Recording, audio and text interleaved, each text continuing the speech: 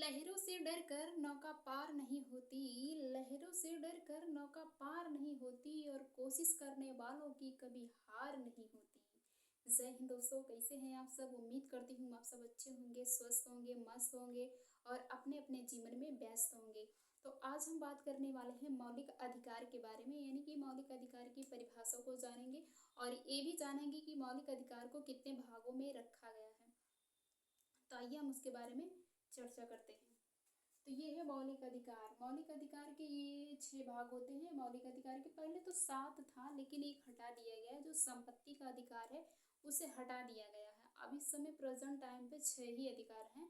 तो पहले मौलिक अधिकार की हम लोग परिभाषा जानेंगे, उसके बाद इसके बारे में जानेंगे अच्छे से।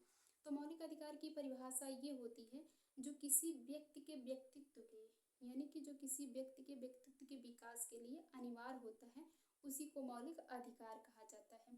और ये आप लोग को तो पता ही होगा कि मौलिक अधिकार के बिना कोई भी इंसान कैसे रह सकता है, जिसकी स्वतंत्रता ही नहीं रहेगी, समानता ही नहीं रहेगी, शिक्षा के अधिकार नहीं रहेगा, धार्मिक स्वतंत्रता नहीं रहेगा, वो इंसान कहाँ आज़ाद है। वो इंसान आज़ाद है नहीं, आज़ाद है वो जानवर की तरह एकदम अंत रहेगा ना। तो आप लोग को पता ही होगा, क्योंकि आप लोग को सबको, भारत के सभी सिटीजन को, सभी नागरिकों को तो मौलिक अधिकार मिला है और किसी का भी मौलिक अधिकार कोई भी हनन नहीं कर सकता, कोई भी नहीं छीन सकता। मौलिक अधिकार वे अधिकार हैं जो किसी व्यक्ति के व्यक्तित्व के विकास के लिए अनिवार्य होते हैं। वो हर व्यक्ति के विकास के लिए अनिवार्य होता है और सबको मिला है मौलिक अधिकार।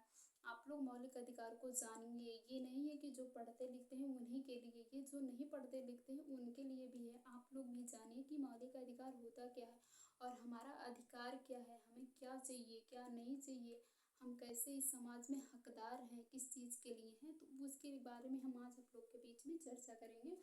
तो मौलिक अधिकार पहले 7 थी। एक है, पहला है समानता का अधिकार, दूसरा है स्वतंत्रता का अधिकार और तीसरा है शोषण के विरोध अधिकार, चौथा है धार्मिक स्वतंत्रता का अधिकार, पांचवा है शैक्षिक और सांस्कृतिक अधिकार और छठा है संवैधानिक उपचार का अधिकार। और एक इसी में शामिल किया गया था संपत्ति का अधिकार। 7 था, मौलिक अधिकार 7 थे, पर उसे अब हटा दिया गया है। जो संपत्ति का अधिकार है उसे हटा दिए गए हैं। इस समय 6 ही मौलिक अधिकार हैं। जैसे किसी भी पिता के 2 बच्चे होते हैं, 3 बच्चे होते हैं, 4 बच्चे हैं। एग्जाम्पल के लिए, उदाहरण के लिए हम इसे लेते हैं कि जान लीजिए मौलिक अधिकार उनके पिता हैं और ये जो समानता का अधिकार, शोषण, ये यानी कि 6 जो है उनके बच्चे हैं। उस अधिकार पर, उस मतलब उदाहरण के तौर पर हम जानेंगे। तो समानता का पहला होता है समानता का अधिकार। अब देखिए, समानता का अधिकार किसी भी इंसान को, हर इंसान को समानता का अधिकार प्राप्त है और हर इंसान चाहे जहाँ वो आ सकता है। ये नहीं होता है कि आप अमीर हैं, हम गरीब हैं तो हम आपके बराबर नहीं हैं। लेकिन अभी का दरअसल ऐसा नहीं है कि ये समानता का जो अधिकार है ये सबको समानता का ही अधिकार मिलता नहीं। अभी कहीं ये भेदभाव है। कुछ लोग अमीरी गरीबी के ऊपर देखते हैं कि आप अमीर हैं, हम गरीब हैं, तो हमारी आपकी कहाँ, ये है ना। तो कुछ अभी है, इतना समाज में ख़त्म नहीं हुआ है, लेकिन ये सबको मौलिक अधिकार है। आप अपना मौलिक अधिकार को समझिए। आप कहीं भी जाते हैं, ये नहीं होता कि बड़े बड़े यूनिवर्सिटी हो गए, जैसे कि दिल्ली विश्वविद्यालय यूनिवर्सिटी हो गया या फिर और अन्य यूनिवर्सिटियाँ हो गई, तो क्या उसमें अमीर के बच्चे ही जा सकते हैं, बड़े लोग ही जा सकते हैं, पूंजीपति लोग ही जा सकते हैं? नहीं। अगर आपके अंदर काबिलियत है, आपके अंदर वो योग्यता है, वो जज्बा है, तो आप भी वहाँ तक जा सकते हैं। मौलिक अधिकार आपका अधिकार वो देता है कि आपको भी बराबरी का अधिकार है, तो आप वहाँ तक पहुँच जा सकते हैं, चाहे वो मजदूर का बच्चा हो या फिर चाहे वो अमीर का बच्चा हो। रही बात दूसरा, स्वतंत्रता का अधिकार। स्वतंत्रता का अधिकार मतलब होता है स्वतंत्र। आप हर तरह से स्वतंत्र हैं, यानी स्वतंत्र, आप कहीं भी आ जा सकते हैं। ये नहीं होता कि आप किसी को नुकसान पहुंचा सकते हैं, नहीं, आप किसी को नुकसान नहीं पहुंचा सकते। लेकिन हाँ, आप आज़ाद हैं। आपको किसी भी चीज़ के लिए, कार्य करने के लिए आप कहीं भी सार्वजनिक जगह पे जा सकते हैं। आप चाहे चाहे जहाँ भी आप अपनी बात को रख सकते हैं। आपको आज़ादी दी गई है, उसे कहते हैं स्वतंत्रता का अधिकार। लेकिन ये नहीं होता है कि आप किसी भी व्यक्ति को नुकसान पहुँचाएं या किसी को ये गलत तरीके से नहीं होता है। तीसरा होता है शोषण के विरोध अधिकार, यानी शोषण के विरोध, अगर आपका कोई शोषण कर रहा है तो उसके खिलाफ आप आवाज़ उठा सकते हैं। मौलिक अधिकार है, आपको ये अधिकार देता है कि आप अपनी आवाज़ को उठा सकते हैं। जैसे शोषण के विरोध, किसी भी महिला का शोषण हो रहा है तो वो अपनी आवाज़ उठा सकती है, वो न्यायालय में जा सकती है, अपनी बात को रख सकती है कि मेरे साथ ये हो रहा है, ये हो रहा है।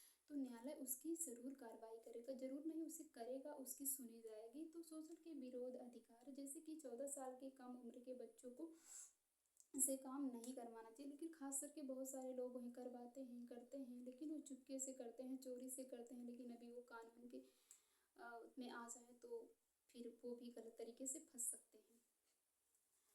और ये चौथा जो है धार्मिक स्वतंत्रता का अधिकार। धार्मिक स्वतंत्रता का अधिकार ये होता है, कहने का मतलब ये है, धार्मिक स्वतंत्रता के मतलब ये होता है कि भारत देश एक धर्मनिरपेक्ष देश है। यहाँ कोई धर्म नहीं है, मतलब धर्म है लेकिन ये नहीं है कि जैसे कि आप एक ही धर्म को नहीं मानते। यहाँ सभी धर्म के लोग रहते हैं, चाहे हिंदू, मुस्लिम, सिख, ईसाई, जैन, बौद्ध, सभी धर्म के लोग यहाँ रहते हैं और सबको बराबरी का, समानता का अधिकार है। आप जिस धर्म में आप मतलब स्वतंत्र हैं, आप उस धर्म को अपना सकते हैं। कहने का मतलब ये है, आप अगर मुस्लिम हैं तो आप अपने ही धर्म को अपनाइए, अपने धर्म में खुश रहिए, आपको जो करना है करिए, उसमें कोई रोक टोक करने वाला नहीं है। आप हिंदू हैं तो आप अपने धर्म को अपनाइए, अपने धर्म में खुश रहिए, जो करना है वो कीजिए, आपको कोई रोकने वाला नहीं है।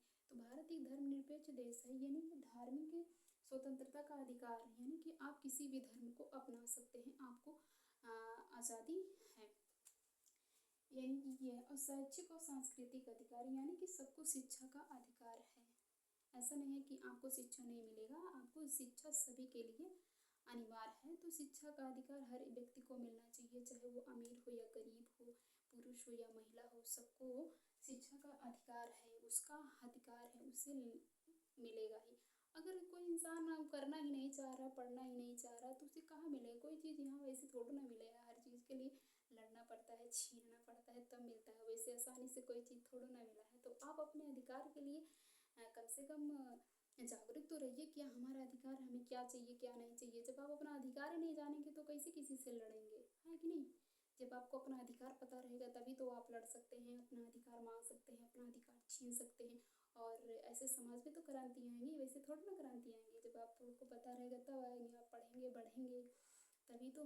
जब पढ़ेंगे नहीं, समझेंगे नहीं, जानेंगे ही नहीं तो कैसे किसी से आप अपना अधिकार मांगेंगे, है ना? यही बात है। तो आज हम ये इतना डिटेल में बता दें कि मौलिक अधिकार मतलब पहले 7 थे लेकिन एक हटा ही दिया गया है, संपत्ति का अधिकार, तो इस समय 6 ही बचे हैं। लेकिन आप ये हर इंसान का ये रक्षा करता है, हर व्यक्ति को मौलिक अधिकार रक्षा करता है, चाहे जो हो, चाहे अमीर हो या गरीब हो, छोटा हो, बड़ा हो, काला हो, गोरा हो, किसी भी धर्म का हो, किसी भी जाति का हो, सबको मौलिक अधिकार बराबर मिले हैं। सबको ये नहीं कि उन्हें कम, उन्हें ज़्यादा, इन्हें ये उन्हें वो, ऐसा कुछ भी नहीं है। भारत की यही तो भारत की लोकतंत्र की तो यही खूबसूरती है कि इसमें सभी इंसान बराबर हैं, चाहे छोटा हो या बड़ा हो, ऊंच हो या नीच हो, किसी भी जाति धर्म का हो। तो आज की क्लास हम यहीं पर समाप्त करते हैं, फिर आने वाले क्लास में हम बेहतरीन से आप लोग को इससे डिटेल में समझाएंगे एक एक करके कि कौन कौन से अनुच्छेद में कौन कौन से रखा गया, अनुच्छेद यहाँ से यहाँ का क्या होता है क्या नहीं, इसके बारे में हम चर्चा करेंगे। अगर मेरी वीडियो अच्छी लगी होगी तो ज़्यादा से ज़्यादा लोग लाइक कीजिएगा, कमेंट कीजिएगा और सब्सक्राइब करना मत भूलिएगा। धन्यवाद।